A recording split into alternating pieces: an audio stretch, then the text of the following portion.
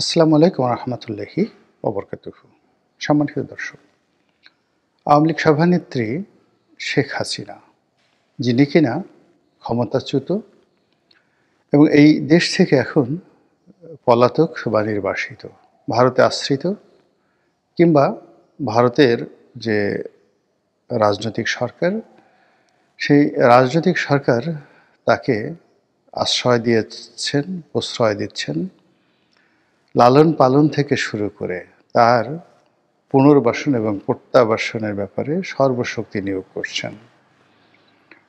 তো শেখ হাসিনাকে কেন্দ্র করে, আওয়ামী লীগ নয়, শেখ হাসিনাকে কেন্দ্র করে ভারত যে প্রতিক্রিয়া দেখাচ্ছে, আর আমাদের এই দেশে শেখ হাসিনার বিচারকে কেন্দ্র করে এই মুহূর্তে যা কিছু ঘটছে, আমাদের জাতীয় জীবনে আমার জানা মতে এইরকম দুঃসহ ঘটনা আর কখনো ঘটেনি। আপনারা সবাই জানেন যে বাংলাদেশের আন্তর্জাতিক অপরাধ ট্রাইব্যুনাল আইসিটি, সেখানে শেখ হাসিনার বিচার চলেছে এবং সেই বিচারের পর একটি প্রত্যাশিত রায় এসে গেছে। আমরা সবাই যেভাবে আশা করেছিলাম, আশঙ্কা করেছিলাম যে এই আদালতের রায়ে শেখ হাসিনার মৃত্যুদণ্ড হবে, এবং ঠিক তেমনটি হয়েছে। আর এই রায়কে কেন্দ্র করে আওয়ামী লীগ সারা দেশে বিশৃঙ্খলা তৈরি করবে এবং তাদের সর্বশক্তি নিয়োগ করে তারা যা যা করার, যে কাজগুলো অতীতে তারা করেছে সেই কাজগুলো করবে এবং সেই কাজগুলো তারা করেছে। কিন্তু যে বিষয়গুলো আমরা কখনো কল্পনা করিনি, যেমন যেদিন বিচারের রায় ঘোষিত হবে সেদিন আবার দুটো বুলডোজার নিয়ে ৩২ নম্বরের অবশিষ্টাংশ ভাঙার জন্যে ছাত্র এবং জনতা সেখানে হামলা করবে, আর সেই হামলা প্রতিহত করার জন্য পুলিশ এবং সেনাবাহিনী সর্বশক্তি নিয়োগ করবে। এটা আমাদের স্বপ্নের মধ্যে এবং কল্পনার মধ্যে ছিল না। এবং এখানেই কতগুলো বিষয়, যাকে বলা হয় আমাদের ভবিষ্যৎ রাজনীতির কতগুলো বিষয় এখানে লুকায়িত রয়েছে। আমরা জানি যে ৩২ নম্বর একটি পুরাতন রোড, এই রোডটির নাম এখন আর ৩২ নম্বর নেই, কিন্তু ইতিহাসের ধারাবাহিকতায় যে সড়কটির নাম ৩২ নম্বর রাখা হয়েছিল এবং আমাদের মহান মুক্তিযুদ্ধ এবং বঙ্গবন্ধুকে কেন্দ্র করে সেই ৩২ নম্বর সড়ক এবং সেই সড়কের একটি বাড়িকে কেন্দ্র করে যেভাবে 32 আমাদের বাংলাদেশের ইতিহাসের একটি অবিচ্ছেদ্য অংশ হয়ে পড়েছিল, সেই বাড়িকে ভেঙে চুরমার করে দেওয়া হয়েছে জুলাই আগস্ট বিপ্লবের পর। বহু বিতর্ক হয়েছে, বহু কান্নাকাটি হয়েছে, বহু নাটক হয়েছে, বহু সিনেমা হয়েছে, আরও অনেক কিছু, কিন্তু ৩২ নম্বরের যে গুরুত্ব একটু কমেনি, এর যে উজ্জ্বলতা একটু ম্লান হয়নি, বরং আগে যেভাবে ৩২ নম্বর বাড়িটি দাঁড়িয়েছিল বলতে গেলে জরাজীর্ণ অবস্থায়, এখন ভঙ্গুর যে ৩২ নম্বর, যার বিরাট অংশ ভেঙে ফেলা হয়েছে এবং ব্যবহার স্বরূপে সেটি ঢাকার বুকে দাঁড়িয়ে আছে এবং প্রতি মুহূর্তে কিছু মানুষকে সেই ৩২ নম্বর বাড়িটি যেভাবে হুমকি দিচ্ছে, যেভাবে ধামকি দিচ্ছে এবং যেভাবে মানুষের আবেগ এবং বিবেক এই দুটোকে নাড়া দিয়েছে, তাতে করে ৩২ নম্বর বিরোধী যারা আছেন ওই বাড়ির ইট, বালু, সিমেন্ট থেকে শুরু করে সব কিছু তাদের জন্য রীতিমতো হুমকি হয়ে পড়েছে। যেদিন লকডাউন ঘোষণা করা হলো, শেখ হাসিনার এই রায়ের বিরুদ্ধে বা রায় ঘোষণার বিরুদ্ধে লকডাউন ঘোষণা করা হলো, সেই দিন সেখানে আজব ঘটনা ঘটল। জনৈক ভদ্র মহিলা সেখানে গেলেন, মধ্যবয়স্ক, তিনি সেখানে হাই মুজিব বলে আর্তচিৎকার শুরু করলেন।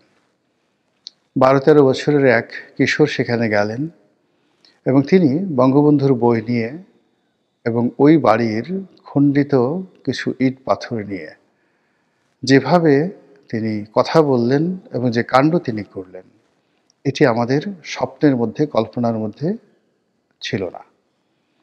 এবং যে আগুন ৩২ নম্বরের ভেতর থেকে প্রতি মুহূর্তে বের হচ্ছে, সে আগুন সুর হয়ে, তাল হয়ে, লয় হয়ে সারা বাংলায় ছড়িয়ে পড়ছে মানুষের মন এবং মস্তিষ্কে। তো এসব কারণে ১৭ তারিখে, অর্থাৎ সেই নভেম্বর মাসের ১৭ তারিখে যেদিন রায় ঘোষণা করা হবে, সেই দিন যেমন আইসিটি কোর্ট খুব ব্যস্ত রায় ঘোষণা নিয়ে। আইনশৃঙ্খলা রক্ষাকারী বাহিনী হিমশিম খাচ্ছে যেন কোর্টের নিরাপত্তা বিঘ্নিত না হয়। আর অন্যদিকে আওয়ামী লীগের যারা লোকজন রয়েছে, তারা আন্ডারওয়ার্ল্ড থেকে, টেকনাফ থেকে, তেঁতুলিয়া থেকে, সারা বাংলাদেশ থেকে প্রাণান্ত চেষ্টা করে যাচ্ছেন যেন কোনো অবস্থাতে এই রায়টি ঘোষণা করা না যায় বা না হয়। তো এরকম যখন একটা ব্যস্ততা, টান টান উত্তেজনা, ঠিক সেই সময়টাতে দুটো সেই বুলডোজার ৩২ নম্বর দিকে আসলো এবং আপাত দৃষ্টিতে মনে হচ্ছিল যে তারা আগের মতোই বীরদর্পে সেই ৩২ নম্বরের বাকি যে অংশ, এটি ভেঙে চুরে চুরমার করে দিতে পারবে। কিন্তু হঠাৎ রাষ্ট্র দাঁড়িয়ে গেল, পুলিশ আসলো, তারপর সেনাবাহিনী আসলো, আর যারা জনগণ ভাঙতে এসেছিল তাদের মধ্যে জিদ চেপে গেল। এরপর যাকে বলা হয় উভয় পক্ষের, অর্থাৎ রাষ্ট্রপক্ষ এবং যারা ভাঙবে সেই পক্ষ মুখোমুখি দাঁড়িয়ে গেল এবং শক্তিমত্তা প্রদর্শন শুরু হয়ে গেল। ১৭ তারিখ গভীর রাত অবধি এই যাকে বলা হয় উভয় পক্ষের শক্তি প্রদর্শন, এক পক্ষ ভাঙবে আর এক পক্ষ ভাঙতে দেবে না, এইভাবে চলছিল। এবং যেখানে রাষ্ট্র দাঁড়িয়ে গেছে, রাষ্ট্র একটা বৃহৎ শক্তি, রাষ্ট্রের সঙ্গে আসলে কেউ পারে না। কাজেই যারা বিক্ষুব্ধ জনতা ছিলেন তারা হয়তো সেই ভোররাত্রের দিকে তারা সরে গেছেন। আমি যখন ভিডিও করছি, আজকে খুব সকালবেলা ভিডিও করছি, ১৮ তারিখ সকালবেলা, আজকের সকালের ঘটনা আমি এখন পর্যন্ত জানি না। কিন্তু যে কথা আমি এখানে বলা শুরু করেছিলাম, সেই ঘটনায় আবার ফিরে যাই। সেটি হলো, শেখ হাসিনার বিরুদ্ধে একটি রায় হয়েছে। এই রায়টি যখন বাস্তবায়িত হবে, ঠিক সেই সময়টিতে বলা হবে যে একটি রায় হয়েছে। এর কারণ হলো যে তিনি এখন পৃথিবীর অন্যতম একটি পরাশক্তির আশ্রয়ে আছেন এবং সেই পরাশক্তিটি কোনো অবস্থাতেই শেখ হাসিনার ব্যাপারে ছাড় দিতে একেবারে নারাজ। তারা শেখ হাসিনার জন্য সব কিছু করতে রাজি, আপাত দৃষ্টিতে সেটাই মনে হচ্ছে। এবং শেখ হাসিনাবিহীন বাংলাদেশে যারা আছেন তাদের সঙ্গে কোনো কূটনৈতিক সম্পর্ক, সামাজিক সম্পর্ক তারা রক্ষা করতে চাচ্ছেন না, বরং বাংলাদেশের সঙ্গে তাদের যে ঐতিহ্যগত সম্পর্ক রয়েছে, সেই সম্পর্কগুলোর অনেকগুলো দ্বার তারা ইতিমধ্যে বন্ধ করে দিয়েছেন। কাজেই শেখ হাসিনাকে নিয়ে ভারত যা কিছু করছে আর বাংলাদেশ সরকার যা কিছু করছে, এখানে উভয় পক্ষ পয়েন্ট অফ নো রিটার্নে পৌঁছে গেছে। ফলে ডক্টর মোহাম্মদ ইউনূস সরকার যতদিন ক্ষমতায় আছেন, তাদের পক্ষে শেখ হাসিনাকে ছাড় দেওয়া, তার সঙ্গে একটা নেগোসিয়েশন করা, এটি এই রায়ের পর বলতে গেলে অসম্ভব হয়ে পড়ল। এই রায়ের আগে অনেক কিছু করা সম্ভব ছিল, কিন্তু এই রায়ের পর অন্তত ডক্টর মোহাম্মদ ইউনূস সরকারের সঙ্গে, আওয়ামী লীগের ডক্টর মোহাম্মদ ইউনূস সরকারের সঙ্গে ভারতের যে সম্পর্ক, সেই সম্পর্কের জায়গাতে একটা বাধা এবং দেয়াল, পার্মানেন্টলি একটা কনক্রিট দেয়াল তৈরি হয়ে গেল। এখন এই দেয়াল অতিক্রম করা সম্ভব হবে কিনা বা বর্তমান সরকার করতে চাইবে কিনা, আপাত দৃষ্টিতে যেটি মনে হচ্ছে যে এই সরকার একটি নির্বাচন দেওয়ার জন্য প্রাণান্ত চেষ্টা করছে এবং সেই নির্বাচনটির তফসিল ঘোষণা করা হবে ডিসেম্বর মাসের দ্বিতীয় সপ্তাহে। কাজেই সরকারের হাতে আসলে কার্যত সময় আছে ১ মাস। পরবর্তীতে যারা নির্বাচিত হবেন রাজনৈতিক সরকার, তাদের হাতেই শেখ হাসিনার বিচারের ভার, তার রায় কার্যকর করার যে দায় দায়িত্ব এবং ভারতের সাথে সম্পর্ক স্বাভাবিক করা অথবা ভারতকে টেক্কা দেওয়া, এটি পরবর্তী রাজনৈতিক সরকারের উপর নির্ভর করবে। এবং আমরা যেটা অতীতে দেখেছি সেটি হলো, আমাদের দেশে যারাই রাষ্ট্র ক্ষমতায় এসেছে তারাই ভারতের সঙ্গে একটি সুসম্পর্ক স্থাপন করার প্রাণান্ত চেষ্টা করেছে এবং দীর্ঘমেয়াদে ক্ষমতা চালানোর জন্য আবেগ দিয়ে আসলে ক্ষমতা চালানো যায় না। ভারতের 7 সিস্টার দখল করা হবে, ভারতের বিরুদ্ধে জিহাদ করা হবে এবং সেই গাজওয়াতুল হিন্দ বাস্তবায়ন করার জন্য সারা দুনিয়ার মুসলমানরা বাংলাদেশে আসবে এবং বাংলাদেশ গাজওয়াতুল হিন্দ শুরু করবে, পাকিস্তান শুরু করবে, শ্রীলঙ্কা শুরু করবে, এমনকি নেপালের যারা মুসলমানরা আছে তারাও তলোয়ার হাতে নিয়ে ভারতের যে হিন্দুত্ববাদ তার বিরুদ্ধে লড়াই সংগ্রাম করে দিল্লির সিংহাসনে আবার সেই মুসলমানদের জয় জয়কার শুরু করবে।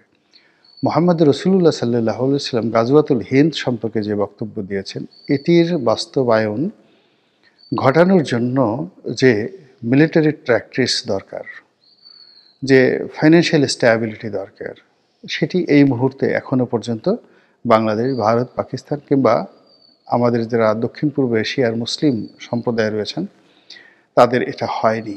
বোঝার চেষ্টা করুন, আবেগ দিয়ে ইসলামের কোনো কিছু হয়নি। ইসলামের মহানায়কেরা পারস্য দখল করেছেন, তো সেখানে পারস্যের মিলিটারির চাইতে আরবের মিলিটারি ওই মুহূর্তে শক্তিশালী ছিল। রোমান সাম্রাজ্যের অন্যতম শক্তিশালী কেন্দ্র সিরিয়া দখল করেছেন খালিদ ইবনে ওয়ালিদ। রিজন ছিল, কারণ ছিল, এবং পুরো মিলিটারি পয়েন্ট অফ ভিউতে সব দিক থেকে আরবদের শ্রেষ্ঠত্ব ছিল। দ্বিতীয় মেহমেদ, যিনি কনস্টান্টিনোপল দখল করেছেন, যেটার ব্যাপারে মোহাম্মদ রসুল্লাহ সাল্লাল্লাহু আলাইহি ওয়াসাল্লাম ইঙ্গিত করেছিলেন, ভবিষ্যৎবাণী করেছিলেন। তিনি পারস্য বিজয়ের ব্যাপারেও কিন্তু ভবিষ্যৎবাণী করেছিলেন, কিন্তু এই ভবিষ্যৎবাণী মুসলিম সেনাপতিরা সফল করেছিলেন তাদের মেধা, যোগ্যতা, সামরিক কৌশলতা, ঐক্যবদ্ধতা, ট্রেনিং সব কিছু দিয়ে। কিন্তু অসম কোনো যুদ্ধে কখনো মুসলমানরা বিজয় হয়নি, কোনো কালে হয়নি। তো কাজেই আমি অ্যাজ এ মুসলিম হিসেবে গাজওয়াতুল হিন্দ বিশ্বাস করি এবং এটা সম্ভব এই কারণে, ওয়ান্স আপন এ টাইম আমাদের এই ভারতবর্ষ পুরোটাই আমাদের অধীন ছিল, মুসলমানদের অধীন ছিল, এবং 800 বছর ধরে আমরা দিল্লি, এই 7 সিস্টার, এই বাংলাদেশ, এই আফগানিস্তান, এই পাকিস্তান, এমনকি উজবেকিস্তানের একটা বিরাট অংশ আমরা শাসন করেছি। কাজেই মহান আল্লাহ রাব্বুল আলামিন যখন আমাদেরকে সেই শাসন দিয়েছিলেন একটা সময়, আগামীতে যে সেই শাসনটি আবার দেবেন না এটি বলা যায় না। তবে এখন যে সমস্ত রাজনৈতিক নেতৃত্ব আঙ্গুল উঁচিয়ে কথা বলছেন, তাদের শিক্ষা দীক্ষা, তাদের ধীশক্তি, তাদের ক্ষমতা, তাদের লেখাপড়া সব কিছু মিলিয়ে, এমনকি তার সঙ্গে সঙ্গে যে আধুনিক সভ্যতা এবং আমাদের যে মিলিটারি পাওয়ার, সব মিলিয়ে গাজওয়াতুল হিন্দ তো দূরের কথা, গাজওয়াতুল যাকে বলা হয় ত্রিপুরা, কিংবা গাজওয়াতুল, আমরা যদি এই মায়ানমারের রোহিঙ্গা অঞ্চলের আরাকান, গাজওয়াতুল আরাকান, এটাও যদি আমরা কল্পনা করি, এটি আমাদের কাছে এই মুহূর্তে অবাস্তব। এখনকার বাস্তবতা হলো যে পৃথিবীর পরাশক্তি ভারত, পৃথিবীর পরাশক্তি চীন, পৃথিবীর পরাশক্তি হলো পাকিস্তান। তো এই তিনটি পরাশক্তির জাতাকলের মধ্যে আমরা পড়ে গিয়েছি, এবং একটি পরাশক্তি যেভাবে, মানে বৃহত্তম পরাশক্তি মানে ভারত যেভাবে শেখ হাসিনাকে ওন করেছে, তার বিপরীতে যদি বিএনপিকে, ডক্টর মোহাম্মদ ইউনূসকে এইভাবে কোনো পরাশক্তি ওন করত, সেটা পাকিস্তান হোক, সেটা চায়না হোক, এমনকি সেটা আমেরিকা হোক, কিন্তু সেই লক্ষণ দেখা যাচ্ছে না।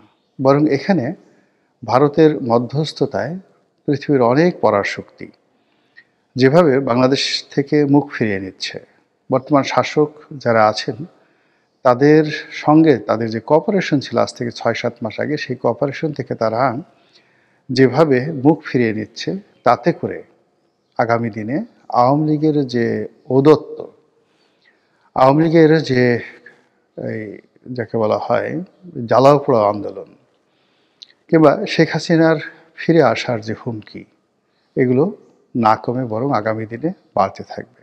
যারা এই ক্ষমতা আছেন কিংবা আগামী দিনে যারা ক্ষমতা আসবে, তাদের সকলের জন্য শেখ হাসিনা যতদিন জীবিত আছেন, তার প্রাণবায়ু আছে, ততদিন তিনি তাদের সকলের জন্য একটা মহা বিপদ সংকেত, 10 নম্বর মহাবিপদ সংকেত। এটি শেষ হবার নয়। কাজেই যে রায়টি ঘোষণা করা হলো, এই রায়ের মাধ্যমে মূলত একটি বিরোধকে উস্কে দেওয়া হলো, একটি যাকে বলা হয় গৃহযুদ্ধ, একটি বিশৃঙ্খলা, একটি রাজনৈতিক অরাজকতা, এই বিষয়গুলোকে সামনে আনা হলো এবং এটি বর্তমান যারা ক্ষমতায় আছেন তারা কিভাবে সামাল দিবেন সেটি দেখার বিষয়। মহান আল্লাহ আমাদের সবাইকে হেদায়েত দান করুন এবং হেফাজত করুন। আসসালামু আলাইকুম ওয়া রাহমাতুল্লাহি ওয়া বারাকাতুহু।